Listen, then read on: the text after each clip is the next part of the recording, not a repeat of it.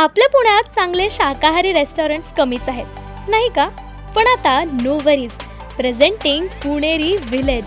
आपल्या पुण्यातल्या स्वामीनारायण मंदिरासमोरच इथे तुम्हाला मिळेल शांत आणि प्रशस्त जागा. जेवणाची चव ती तर एकदम भारी. प्रत्येक खास तुम्हाला वाह म्हणायला लावेल. ताजे पदार्थ, उत्तम चव आणि पोटभर जेवण यांची गॅरंटी. घरातल्या सगळ्यांसोबत बाहेर जेवायला जायचंय तर मग पुणेरी विलेज तुमच्यासाठीच आहे.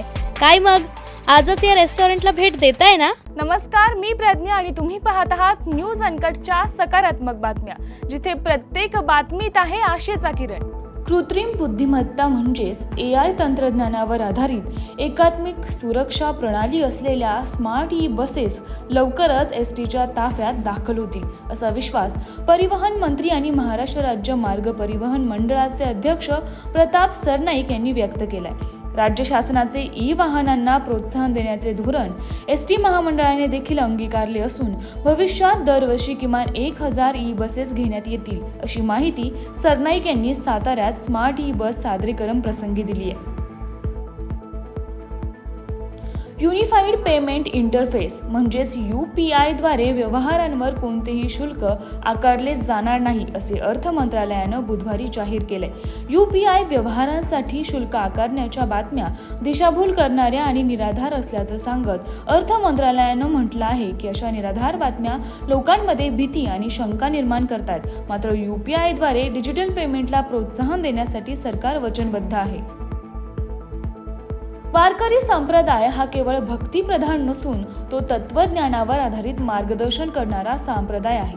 या संप्रदायाचा विस्तार होत असताना केवळ संख्यात्मक वाढ झाली आहे, परंतु गुणवत्तेची कमतरता जाणवते. भारतीय विद्यापीठात सुरू झालेल्या कीर्तन अभ्यासक्रमाच्या माध्यमातून याचा सखोल अभ्यास होणार आहे.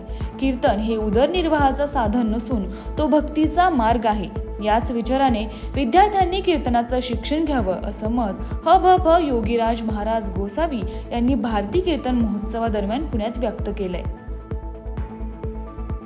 सरकारी कार्यालयीन व्यवस्थेवर पडणारा रिक्त पदांचा ताण कमी करण्यासाठी निवृत्त शासकीय आणि निमशासकीय कर्मचाऱ्यांना विशिष्ट कामासाठी कंत्राटी पद्धतीने भरती करण्यात येणार आहे. यासाठी जाहिरातीद्वारे अर्ज मागवण्यात येणार असल्याचं शासन निर्णय घेण्यात आलाय. सध्या एका कर्मचाऱ्याकडे किमान 2 ते 3 पदांचा भार असल्याचे चित्र सर्वच शासकीय विभागात दिसत असून कंत्राटी अनुभवी व्यक्तींना आता ही अतिरिक्त जबाबदारी देण्यात आल्यानं नागरिकांची कामे जलद गतीने पार पडणार आहेत. छत्रपती संभाजीनगरात वाळूज पासून 22 किलोमीटर अंतरावरील आरापूरमध्ये 762 हेक्टर जागेत नवीन औद्योगिक वसाहत आकारास येणार आहे. या MIDC मुळे उद्योजकांना नवीन पर्याय उपलब्ध झाला असून मोठ्या प्रमाणात रोजगाराच्या संधी देखील उपलब्ध होणार आहेत. संभाजीनगरमध्ये Waluj, Shendra, railway station, Paithan, Chikalthana MIDC नंतर ही 6वी MIDC असणार आहे. नागरिकांसाठी एक दिलासादायक आरोग्य सेवा नागपुरात सुरू करण्यात आली असून शहरातील विविध भागात 2 मोबाईल मेडिकल युनिट्स कार्यान्वित करण्यात आल्यात.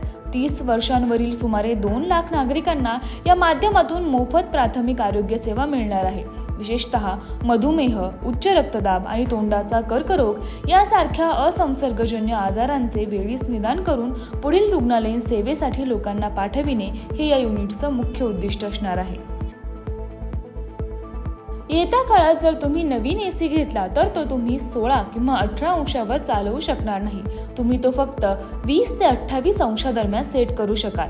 उन्हाळ्याच्या हंगामात AC मधून होणारा वीज वापर थांबवण्यासाठी केंद्र सरकार लवकरच एक नवीन नियम आणत असून त्यांनी दावा केलाय की यामुळे वीज बचत होऊन देशभरातील लाखो ग्राहक पुढील 3 वर्षात 20,000 कोटी रुपयांची बचत करतील.